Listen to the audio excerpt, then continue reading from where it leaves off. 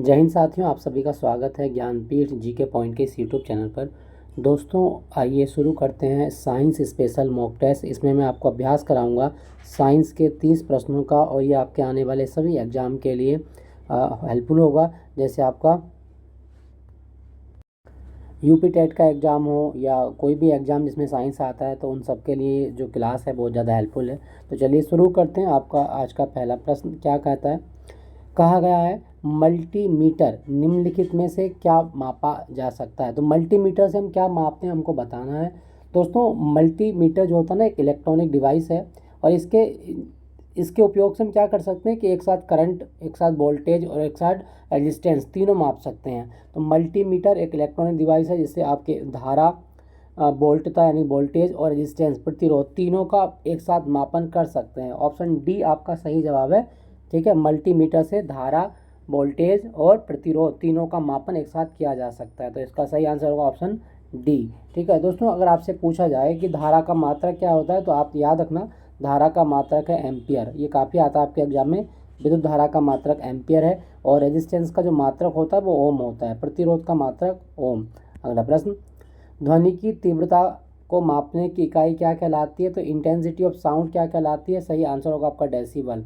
ध्वनि की तीव्रता की इकाई डेसिबल है। ठीक है, ध्यान रखना। और मैं आपको बता दूं, 80 डेसिबल की जो ध्वनि होती है ये शोर के रूप में कैटेगराइज की गई है। तो अगर कभी क्वेश्चन आए कि कितने डेसिबल की ध्वनि मानव के कान के लिए शोर होती है, तो वो होती है 80 डेसिबल। क्लियर, याद रखना, ये कई बार क्वेश्चन पूछा जाता है। तो चलिए अगले प्रश्न की ओर। दोस्तों, यहाँ ऑप्शन में लिखा गया प्रकाश वर्ष। अगर आपके एग्जाम में क्वेश्चन पूछे प्रकाश वर्ष किसका मात्रक है, तो आप ध्यान रखना दूरी का मात्रक है ना। प्रकाश वर्ष दूरी का मात्रक है। सूर्य का प्रकाश एक वर्ष में जितनी दूरी तय करता है उसे प्रकाश वर्ष कहा जाता है। क्लियर, याद रखेंगे। तो ध्वनि की तीव्रता का मात्रक डेसिबल होता है। ऑप्शन ए आपका सही जवाब है। अगला प्रश्न, समुद्र का पानी खारा होने के बावजूद बर्फ शुद्ध मीठी क्यों जमती है? तो आपको बताना है कि समुद्र का जो पानी होता है वो खारा होता है, जबकि जो बर्फ़ होती है वो मीठी होती है। तो आप याद रखना, नमक बर्फ़ के क्रिस्टल बनने की क्रिया से बाहर हो जाता है। जब जैसे जैसे बर्फ़ के क्रिस्टल बनेंगे तो उसमें से जितना भी नमकीन चीज़ें होती हैं वो सब बाहर हो जाती हैं। ऑप्शन ए आपका सही जवाब है। ठीक है, जब पानी जमता है तो पानी के अणु एक शुद्ध क्रिस्टल जाली बनाते हैं, जिससे नमक के जो टुकड़े होते हैं, जो आयन होते हैं, वो बाहर निकल जाते हैं। तो इसका सही आंसर होगा आपका ऑप्शन ए। नमक बर्फ़ के क्रिस्टल बनने की क्रिया से बाहर रह जाता है, इसीलिए बर्फ़ मीठी होती है और समुद्र का पानी खारा होता है। अगला प्रश्न क्या कहा गया? परावैंगनिक किरणें, एक्स किरणें और दृश्य प्रकाश निम्नलिखित में से किसकी तरंगदैर्घ्य सबसे लंबी होती है? आपको बताना है यूवी रेज, एक्सरे और विजिबल लाइट, इनमें से सबसे लंबी जो तरंगदैर्घ्य होगी वो किसकी होगी? तो सही जवाब क्या होगा आपका? ऑप्शन सी, दृश्य प्रकाश की तरंगदैर्घ्य सबसे लंबी होती है। ऑप्शन सी आपका सही जवाब है। ठीक है, ऑप्शन सी सबसे ज़्यादा किसकी होती है? तो विजिबल प्रकाश की होती है इन ऑप्शन के अनुसार। क्लियर, याद रखिएगा। अगला प्रश्न, दोस्तों अगर आपके प्रश्न में पूछा जाए कि दृश्य प्रकाश जो होता है इसकी तरंगदैर्घ्य कितनी होती है, तो आप ध्यान रखना 400 से 700 नैनोमीटर होती है। 400 से 700 नैनोमीटर। क्लियर। अगला प्रश्न, बर्फ के दो टुकड़ों को आपस में दबाने पर वे क्यों चिपक जाते हैं? तो आप जानते हैं बर्फ के दो टुकड़ों को आपस में आप दबाएंगे तो दाब अधिक होने से बर्फ का गलनांक घट जाता है। ठीक है, तो इसका सही आंसर क्या होगा? दाब अधिक होने से बर्फ का गलनांक घट जाता है, और जैसे गलनांक कम होगा सतह की थोड़ी सी बर्फ पिघलने लगती है। ठीक है, और जैसे दाब हटा, और दाब हटने के बाद क्या होगा कि बर्फ़ के दोनों टुकड़े आपस में जुड़ जाते हैं। तो आप याद रखिएगा, बर्फ़ के दो टुकड़ों को आपस में दबाने पर वे इसलिए चिपक जाते हैं क्योंकि दाब अधिक होने से बर्फ़ का गलनांक घट जाता है। ऑप्शन ए आपका सही जवाब है। अगला प्रश्न, दाढ़ी बनाने के लिए अवतल दर्पण का उपयोग करने पर प्रतिबिंब कैसा बनता है? तो आप ध्यान रखना, दाढ़ी बनाने के लिए अवतल दर्पण का प्रयोग करते हैं। क्यों? क्योंकि अवतल दर्पण से बना प्रतिबिंब हमेशा सीधा और बड़ा होता है। ऑप्शन बी आपका सही जवाब है, सीधा और बड़ा। ठीक है, ध्यान रखिएगा। अगला प्रश्न, परमाणु रिएक्टर में कंट्रोल रोड नियंत्रक छड़ बनाने के लिए किस तत्व का उपयोग किया जाता है जो न्यूट्रॉनों को अवशोषित करती है? तो दोस्तों, जो परमाणु रिएक्टर होते हैं उसमें जो कंट्रोल रोड होती है ना, वो होती है कैडमियम की या बोरोन की। ऑप्शन बी आपका सही जवाब है। या तो वो कैडमियम की रोड होगी या वो आपकी बोरोन की रोड होगी, और ये न्यूट्रॉनों की जो तेज़ गति होती है उसको कम कर देती है, जिससे हमारी जो श्रृंखला अभिक्रिया होती है वो नियंत्रित रहती है। ठीक है, ध्यान रखना। दोस्तों यहाँ पे लिखा गया थोरियम। आपसे पूछा जाएगा थोरियम का भंडार भारत में पाया जाता है और किस रूप में, तो आप ध्यान रखना थोरियम का एक अयस्क है मोनाजाइट, और मोनाजाइट अयस्क के भंडार आपके केरल में पाए जाते हैं। ठीक है, ध्यान रखिएगा, आपसे पूछा जाता है। और अगर आपसे पूछा जाए कि परमाणु रिएक्टर में किसका प्रयोग करते हैं, तो यूरेनियम 238 का प्रयोग किया जाता है, यूरेनियम 238। अगला प्रश्न, कपड़ों से स्याही और जंग के धब्बे हटाने के लिए किस अम्ल का प्रयोग किया जाता है, तो सही आंसर क्या होगा, ऑप्शन बी ऑक्जेलिक अम्ल का प्रयोग किया जाता है कपड़ों से स्याही के धब्बे हटाने के लिए। और मैं आपको बता दूं दोस्तों, अगर मान लीजिए आपके शर्ट पर पेन की इंक लग गई है तो आप यूज करना कभी एक कटा हुआ नींबू, और नींबू के ऊपर थोड़ी सी नमक डाल लेना, और उस नींबू को उस दाग पर जो इंक लगी हुई है उस पर रगड़ देना, और उसके बाद में उसको वॉश कर लेना, बस क्लीन हो जाएगा। 2 मिनट का काम होता है, 2 मिनट बाद उसको रगड़ लो नींबू को कपड़े पर, और जहाँ पर वो दाग लगा हुआ है 2 मिनट के बाद उसको धो दो, वो सारा नींबू हो जाता है। तो खैर प्रश्न पे लौटता हूँ, कपड़ों से स्याही के धब्बे हटाने के लिए ऑक्जेलिक अम्ल का प्रयोग करते हैं। दोस्तों यहाँ लिखा गया है फार्मिक अम्ल। अगर क्वेश्चन आए कि चींटी, तितैया या बिच्छू के डंक में कौन सा अम्ल होता है, तो फार्मिक अम्ल होता है बिच्छू के डंक में। एसिटिक अम्ल आप जानते हैं, सिरके का अम्ल इसको कहा जाता है, तो सिरके में कौन सा अम्ल होता है, वो एसिटिक होता है। हमसे पूछा गया था कपड़ों से स्याही के धब्बे हटाने के लिए ऑक्जेलिक अम्ल का प्रयोग करते हैं। अगला प्रश्न, निम्नलिखित में से कौन सा एल्यूमिनियम का सबसे महत्वपूर्ण अयस्क है, तो आप जानते हैं एल्यूमिनियम का सबसे महत्वपूर्ण अयस्क होता है बॉक्साइट। ठीक है, बॉक्साइट। और मैं आपको बता दूं एल्यूमिनियम का एक अयस्क और है डायस्पोर, तो ये भी कई बार एग्जाम में पूछा जाता है, डायस्पोर किसका अयस्क है, तो एल्यूमिनियम का। एक और होता है कोरंडम, कोरंडम किस धातु का अयस्क है, तो ये भी आपका एल्यूमिनियम का अयस्क होता है। तो बॉक्साइट, डायस्पोर और कोरंडम एल्यूमिनियम का अयस्क है। दोस्तों यहाँ पे लिखा गया आपका गैलेना, गैलेना किस धातु का अयस्क है, तो गैलेना लेड का अयस्क है। कैलेमाइन किस धातु का अयस्क है, तो जिंक का अयस्क है कैलेना, कैलेमाइन। और हेमेटाइट ये लोह का अयस्क है, लोह धातु का। इन अयस्कों के अलावा एक अयस्क आपके एग्जाम में और आता है, होता है इप्सम साल्ट। तो अगर कभी क्वेश्चन आए कि इप्सम साल्ट से कौन सी धातु निकाली जाती है, तो मैग्नीशियम निकाली जाती है, मैग्नीशियम। क्लियर, आपसे पूछा जाए तो आप इसको याद रखिएगा। अगला प्रश्न, पीतल किन धातुओं की एलॉय होती है, तो पीतल एक मिश्र धातु है, और ये किसकी चीज़ों से मिलकर बनी है, तो आप बताएंगे तांबा और जस्ता, कॉपर और जिंक को मिलाकर पीतल बनता है। इसमें अगर हम बात करें कॉपर की, तो कॉपर 70% होता है, और जिंक जो होता है वो 30% होती है। ठीक है, ध्यान रखना। तो अगर आपसे पूछा जाए कि तांबा और जस्ते का मिश्रण पीतल कहलाता है, लेकिन तांबा और टिन का मिश्रण ये कांसा कहलाता है। ठीक है, कांसा जो होता है ब्रॉन्ज जिसको बोलते हैं, वो कॉपर और टिन का मिश्रण होता है, जबकि पीतल कॉपर और जिंक का मिश्रण होता है। अगला प्रश्न, क्या कहा गया, आतिशबाजी में हरा रंग किसकी उपस्थिति के कारण दिखाई देता है, तो आपने देखा होगा जो रॉकेट आप छोड़ते हैं दीपावली पर, तो आतिशबाजी में हरा रंग आता है बेरियम के कारण। ऑप्शन बी आपका सही जवाब, बेरियम के कारण। और स्ट्रोंशियम के कारण कैसा रंग आता है, तो लाल रंग आता है। ठीक है, लाल रंग। स्ट्रोंशियम लाल रंग के लिए और बेरियम हरे रंग के लिए यूज किया जाता है। अगला प्रश्न, एलपीजी सिलेंडरों से गैस रिसाव का पता लगाने के लिए उसमें से कौन सा तीक्ष्ण गंध वाला पदार्थ मिलाया जाता है, तो एलपीजी की लीकेज को चेक करने के लिए इसमें मिलाते हैं एथिल मरकैप्टन। ऑप्शन बी आपका सही जवाब है, C2H5SH एथिल मरकैप्टन का सूत्र होता है। ठीक है, एलपीजी जो होती है ना वो एक स्मेल लेस होती है, उसमें कोई स्मेल नहीं होती। अगर मान लीजिए उसका लीकेज होने लगा तो हमें कैसे पता चलेगा, तो उसमें मिलाया जाता है एथिल मरकैप्टन। जैसे ही एलपीजी लीकेज होगी तो एथिल मरकैप्टन की खुशबू आपकी नाक तक पहुंचेगी और आपको आभास हो जाएगा कि गैस लीकेज हो चुकी है। अगर कभी क्वेश्चन आए कि एलपीजी गैस में आपका पता लगाने के लिए क्या मिलाते हैं, तो आप बताइएगा एथिल मरकैप्टन मिलाया जाता है। ऑप्शन बी आपका सही जवाब है। अगला प्रश्न, मानव शरीर में इंसुलिन का मुख्य कार्य क्या है, तो इंसुलिन आप जानते हैं, इंसुलिन एक प्रकार का हार्मोन होता है, और ये हमारी बॉडी में जो शर्करा होती है उसको कम करके रखता है, उसको नियंत्रित करके रखता है। तो मतलब इंसुलिन हार्मोन ग्लूकोज को ग्लाइकोजन में कन्वर्ट करता है। ग्लाइकोजन रिजर्व एनर्जी के रूप में काम करेगा। अगर इंसुलिन जो है अब वो कम हो गया या बनना बंद हो गया तो हमारे ब्लड में किसकी मात्रा बढ़ जाएगी, ग्लूकोज की।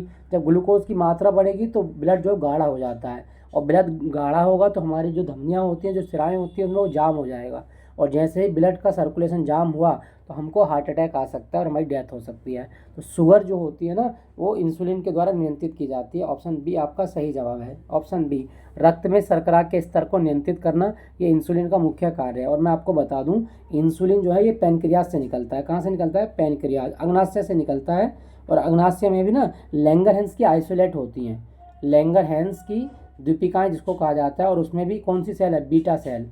तो इंसुलिन लैंगरहैंस आइसोलेट की बीटा सेल से निकलता है, ये आप ध्यान रखना, पूछा जाता है। अगला प्रश्न, मानव शरीर की सबसे बड़ी श्वेत रक्त कणिका कौन सी है? तो मानव शरीर में सबसे बड़ी जो WBC है उसका नाम है मोनोसाइट।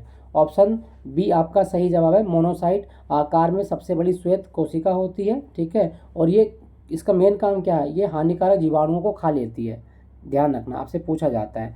चलिए अगला प्रश्न, थायराइड ग्रंथि से थायरोक्सिन हार्मोन स्रावित करने के लिए उत्तेजित करने वाला अंतःस्रावी हार्मोन कौन सा है? तो आपको बताना है, तो उसका सही जवाब क्या होगा?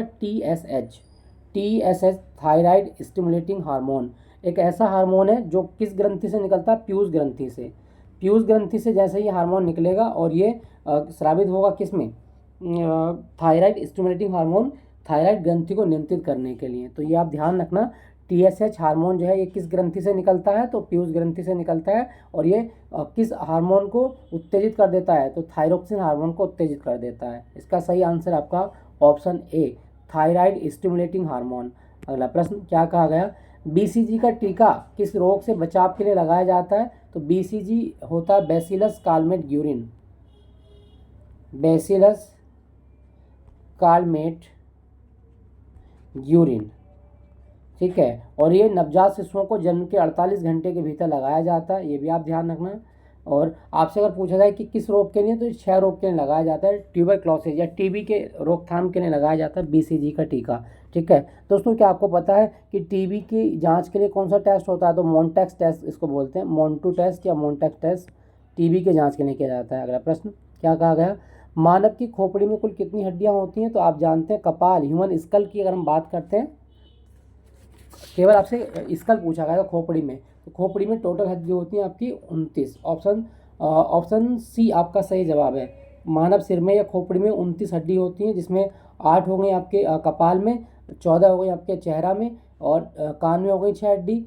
उसके बाद में एक हाई आइड हड्डी होती है, हाई आइड, ठीक है, ध्यान रखना। तो कुल मिलाकर जो है चेहरे, हाँ 14 और 6 20 और 8 28 29, हाँ 29 हो गई, ठीक है। आपको सबसे इंपॉर्टेंट रखना है कि चेहरे में कितनी हड्डी होती हैं, तो 14 हड्डी होती हैं। अगला प्रश्न, क्या कहा गया? विटामिन सी का रासायनिक नाम क्या है? तो आप जानते हैं विटामिन सी केवल हमको प्लांट फूड से मिलता है, प्लांट फूड, केवल और केवल प्लांट फूड। जो मिल्क होता है या मीट होता है, इनमें विटामिन सी नहीं होता, तो ध्यान रखना। दूध में विटामिन सी नहीं पाया जाता और मीट में विटामिन सी नहीं मिलता। विटामिन सी केवल हमको पादप उत्पाद से प्राप्त होता है और इसका केमिकल नाम होता है एस्कॉर्बिक एसिड। विटामिन सी जो होता है वाटर सोल्यूबल होता है और इसकी कमी से आपको एक डिजीज़ हो जाएगा, स्कर्वी। स्कर्वी क्या होता है? ब्लीडिंग जम, जो आपके मसूड़े होते हैं वो सूजने लगते हैं और उनमें ब्लीडिंग होने लगती है, उनमें खून आने लगता है, बदबू आने लगती है। तो एस्कॉर्बिक एसिड विटामिन सी का रासायनिक नाम है, ठीक है, याद रखिएगा। अगला प्रश्न, पौधों में फ्लोएम ऊतक का मुख्य कार्य क्या है? तो आप सभी जानते हैं पौधों में, मैंने आपको पढ़ाया है कई बार कि 2 ऊतक मुख्य होते हैं, एक होता है जाइलम और एक होता है आपका फ्लोएम। जाइलम का काम क्या है? कि जड़ से पानी पहुंचाना, जबकि फ्लोएम का काम क्या है? कि पत्तियों से भोजन तैयार जो होता है उसके पौधे के विभिन्न भागों तक पहुंचाना। ऑप्शन ए, फ्लोएम पौधे के अंदर खाने का परिवहन करता है, जबकि जाइलम जो होता है वो आपका जल का परिवहन करता है। तो इसका सही आंसर होगा ऑप्शन ए, फ्लोएम भोजन को पौधे के विभिन्न भागों तक पहुंचाता है। अगला प्रश्न, ये आपका एक प्लांट टिश्यू है, ठीक है। अगला प्रश्न, नाइट्रोजन स्थिरीकरण करने वाला राइजोबियम मुख्य रूप से किन पौधों की जड़ों में पाया जाता है? दोस्तों राइजोबियम जीवाणु होता है और ये मेनली दलहनी पौधों की जड़ों में पाया जाता है, ठीक है। लेग्यूमिनस जो प्लांट होते हैं उनमें पाया जाता है। ये क्या काम करेगा? ये नाइट्रोजन जो वायुमंडल की होती है उस नाइट्रोजन को किस में कन्वर्ट कर देता है? नाइट्रेट के रूप में कन्वर्ट कर देता है, नाइट्रेट। और पौधे नाइट्रोजन को नाइट्रेट के रूप में लेते हैं, ये भी आप ध्यान रखना। तो नाइट्रोजन स्थिरीकरण करने वाला जीवाणु का नाम क्या है? राइजोबियम। और ये कहाँ मिलेगा? दलहनी पौधों की जड़ों में मिलता है, क्लियर, याद रखना। ये यहाँ पाया जाता है आपका, ये जड़ों में पाया जाता है ये, ठीक है। अगला प्रश्न, अमरबेल, अमरबेल यानी कि कसकुटा पादप जगत के किस पोषण प्रकार के अंतर्गत आता है? दोस्तों मैंने कई बार पढ़ाया है, अमरबेल में क्लोरोफिल नहीं होता है। अब क्लोरोफिल नहीं है तो ये अपना खाना स्वयं नहीं बना सकता, ठीक है, ध्यान रखना। तो ये क्या काम करता है? ये तनों से लिपट जाता है और इसके अंदर चूसक जड़ें पाई जाती हैं जो तने से बहुत सारे पोषक तत्वों को अपने अंदर अवशोषित कर लेती हैं। तो अमरबेल एक प्रकार का पैरासाइट होता है। ऑप्शन बी आपका सही जवाब परजीवी है, ठीक है। अमरबेल परजीवी है और ये अपने जीवन के लिए दूसरे पौधों पर निर्भर करता है। क्लियर, याद रखिएगा। दोस्तों यहाँ पे लिखा कीटभक्षी। क्या आप बता सकते हैं कीटभक्षी पौधे कौन सी मिट्टी में उगते हैं? मैं आपको बता दूं, जिस मिट्टी में नाइट्रोजन की कमी हो जाए, नाइट्रोजन की कमी वाली मिट्टी में उगने वाले पौधे कीटभक्षी हो जाते हैं। अगला प्रश्न क्या कहा गया? ये आपका अमरबेल है, ठीक है, ये आपने देखी होगी, झाड़ियों पर फैली होती है पीले कलर की। अगला प्रश्न क्या कहा गया? पौधों में स्टोमेटा का मुख्य कार्य क्या है? स्टोमेटा दोस्तों आप जानते हैं, देखो एक पत्ती है और पत्तियों के अंदर ना बहुत छोटे छोटे छिद्र पाए जाते हैं, छोटे छोटे छिद्र मिलेंगे और इन्हीं छिद्रों को हम क्या बोलते हैं? रंध्र या स्टोमेटा। और स्टोमेटा का मुख्य काम क्या है कि पौधे के अंदर जो गैसों का विनियमन होता है या बाष्पोत्सर्जन होता है, ठीक है, उसकी क्रिया को ये करते हैं। तो इसका सही आंसर क्या होगा कि पत्तियों की सतह पर छोटे छोटे छिद्र रंध्र होते हैं जिनमें कार्बन डाइऑक्साइड लेने और ऑक्सीजन छोड़ने तथा पानी उड़ाने का काम किया जाता है। तो अगर पौधे किसी गैस को अपने अंदर अवशोषित कर रहे हैं तो वो किसके माध्यम से कर रहे हैं? रंध्र के द्वारा। ऑक्सीजन को छोड़ रहे हैं तो किसके द्वारा छोड़ रहे हैं? रंध्र के द्वारा। तो ये गैसों का विनियमन करते हैं, ठीक है, याद रखिएगा। आपसे ऑप्शन बी इसका सही आंसर है, पूछा जाता है तो आप इसको याद रखेंगे। अगला प्रश्न, ये आपका स्टोमेटा है, ठीक है, ये छोटे छोटे रंध्र होते हैं, उसको इसकी क्लासिफिकेशन दी गई है। क्लियर, देखो CO2 को ये एब्जॉर्ब कर रहा है और O2 को ये छोड़ रहा है। क्लियर, याद रखिएगा। पानी भी निकलता है जिसको हम बोलते हैं ट्रांसपीरेशन, ठीक है, ध्यान रखना। अगला प्रश्न क्या कहा गया? ये पार्ट्स हैं इसके स्टोमेटा के, ये बहुत सारे पार्ट्स होते हैं इसमें। अगला प्रश्न क्या कहता है? लौंग मसाले के रूप में पौधे के किस भाग से प्राप्त होती है? तो लौंग आप जानते हैं एक प्रकार की वड होती है, एक कली होती है, तो सही आंसर होगा शुष्क पुष्प कली होती है। ऑप्शन बी आपका सही जवाब है। लौंग के तेल में एक केमिकल पाया जाता है यूजेनॉल, और यूजेनॉल आपके दांत के दर्द को दूर करने के लिए उपयोग किया जाता है। ऑप्शन बी आपका सही जवाब है, जो लौंग होती है वो पुष्प कली होती है। अगला प्रश्न, निम्नलिखित में से कौन सा एक सच्चा फल नहीं है बल्कि कूट फल है? दोस्तों पहले तो जान लो सच्चा फल और झूठे फल क्या होते हैं। पहले बात करेंगे ट्रू फ्रूट के बारे में और दूसरा फॉल्स फ्रूट के बारे में। देखो जनरली जितने भी फ्रूट्स होते हैं वो राइपन्ड ओवरी से विकसित होते हैं, ठीक है, पौधों में ओवरी विकसित होती है, तो उससे जो फल विकसित होंगे उसको बोलेंगे ट्रू फल या ट्रू फ्रूट्स। जबकि ओवरी के अलावा पौधे के या फूल के अन्य भाग से उत्पन्न होने वाले जो फ्रूट्स होते हैं उनको बोलते हैं फॉल्स फ्रूट, ठीक है। जैसे आपने देखा होगा सेब, सेब जो होता है ना ये पुष्पांशन से विकसित होता है, ठीक है, ओवरी से विकसित नहीं होता। थैलेमस जिसको कहा जाता है, सेब का जो निर्माण होता है वो थैलेमस में होता है, ठीक है, ये ओवरी में नहीं होता। तो सेब जो है एक प्रकार का असत्य फल है। क्लियर, याद रखना। तो ऐसे फल जो पुष्पांशन या थैलेमस से विकसित होते हैं, ठीक है, उनको कहा जाता है असत्य फल। और जो ओवरी अर्थात अंडाशय से विकसित होते हैं उनको बोलते हैं सत्य फल। जैसे अभी लौटते हैं, कुछ उदाहरण देखेंगे। ये एक फोटो है, इसमें देखिएगा, true fruit is the fruit that form from the fertilize ovary of the flower and ovule get transform into seed, ठीक है। जैसे मलबेरी हो गया, फिग हो गया, पाइनएप्पल हो गया, ग्रेप्स हो गया, ये ट्रू फ्रूट्स हैं। फॉल्स फ्रूट की बात करते हैं तो फॉल्स फ्रूट जो होते हैं वो आपके किससे आते हैं? Floral parts and other than the ovary, ये ओवरी के अलावा किसी अन्य पार्ट से विकसित होते हैं, जैसे एप्पल हो गया, पाइनएप्पल हो गया, बनाना हो गया। कैज्यू जो होता है, काजू, काजू भी एक फॉल्स फ्रूट का उदाहरण होता है, ठीक है। पियर्स जिसको कहा जाता है, नाशपाती जिसको बोलते हैं, वो भी इसका उदाहरण होता है, तो आप याद रखना। अगला प्रश्न, पारिस्थितिक तंत्र में लार्वा या कीड़े जो मृत कार्बनिक पदार्थों को खाते हैं उन्हें क्या कहा जाता है? तो मृत कार्बनिक पदार्थों को खाने वाले जो कीड़े होते हैं उनको बोलते हैं डेट्रिटिवोरस। ऑप्शन बी आपका सही जवाब है। ऑप्शन बी, इनको बोलते हैं अपरदाहारी। ऑप्शन बी आपका सही जवाब है। अगला प्रश्न, काजीरंगा राष्ट्रीय उद्यान भारत के किस राज्य में? तो आप सभी जानते हैं, असम में है। ऑप्शन बी आपका सही जवाब है, असम। असम में एक और है मानस, मानस राष्ट्रीय उद्यान, तो ये भी आप ध्यान रखना। अगला प्रश्न क्या कहता है? निम्नलिखित में से कौन सा देश कार्बन नेगेटिव देश के रूप में जाना जाता है? तो कार्बन नेगेटिव देश जो है वो है आपका भूटान। ऑप्शन बी आपका सही जवाब है, भूटान। क्लियर, याद रखिएगा। अगला प्रश्न क्या कहा गया?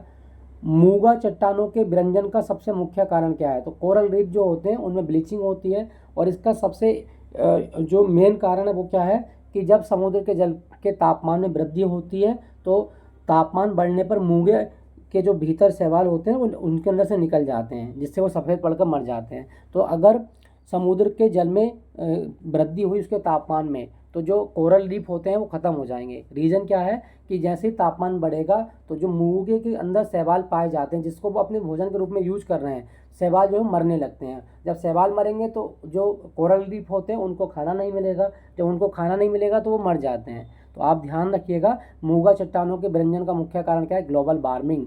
समुद्र की सतह का ताप बढ़ना मूंगा चट्टानों के लिए हानिकारक होता है। क्लियर, याद रखिएगा। अगला प्रश्न, भारत में पर्यावरण संरक्षण अधिनियम कब लागू हुआ था? तो 1986 में पर्यावरण संरक्षण अधिनियम लागू हुआ था। ऑप्शन सी आपका सही जवाब है। आपको पता है कि भोपाल गैस ट्रेजेडी हुई थी, भोपाल गैस ट्रेजेडी, ठीक है, भोपाल गैस ट्रेजेडी में 1984 में हुई थी, जिसमें मिथाइल आइसोसाइनेट एक गैस थी जिसका रिसाव हुआ था और उसमें बहुत सारे लोग अपनी जान गंवा दिए थे। तो उसके बाद भारत में आया था पर्यावरण संरक्षण अधिनियम 1986।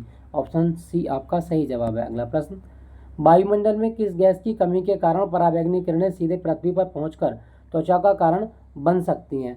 अगर हमारे वायुमंडल में ओजोन की कमी हो जाए तो यूवी रेज सीधे धरती पर आएंगी और हमको स्किन का कैंसर कर सकती हैं, त्वचा का कैंसर कर सकती हैं। ध्यान रखिएगा, आपसे पूछा जाता है। अच्छा, अगर आपसे पूछा जाए कि हमारी जो स्किन होती है इसका कलर भूरा या काला होता है किसके कारण? तो एक पिगमेंट होता है जिसका नाम मेलेनिन। तो मेलेनिन पिगमेंट के कारण हमारी जो त्वचा होती है, अगर ये ज़्यादा हो जाएगा तो काली हो जाएगी, और मेलेनिन कम हो गया तो ये गोरी हो जाती है। तो आप ध्यान रखना। अच्छा, एक चीज़ और बताता हूँ, जब आप डर जाते हैं ना, जब आपको ठंड लगती है या आप डर जाते हैं या आप घबरा जाते हैं तो आपके रोंगटे खड़े हो जाते हैं, गूज बम्प इनको कहा जाता है। तो रोंगटे खड़े करने के लिए कौन सी मांसपेशी हमारी त्वचा में होती है? तो आप ध्यान रखना, एक मांसपेशी होती है अरेक्टर पिली। अरेक्टर पिली एक मसल है जो डरने पर सिकुड़ जाती है। जब डरने पर सिकुड़ेगी तो हमारी बॉडी के जो बाल होते हैं वो खड़े हो जाते हैं, रोंगटे खड़े हो जाते हैं। तो आप ये भी ध्यान रखिएगा। प्रश्न में पूछा गया था कि कौन सी गैस की कमी के कारण त्वचा का कैंसर होता है? तो वो है आपका ओजोन, O3। तो ये था आज का मॉक टेस्ट। 30 प्रश्नों का अभ्यास मैंने आपको कराया है। फिर मुलाकात होगी नए मॉक टेस्ट के साथ में। Thank you for watching Gyanpeeth ji के पॉइंट।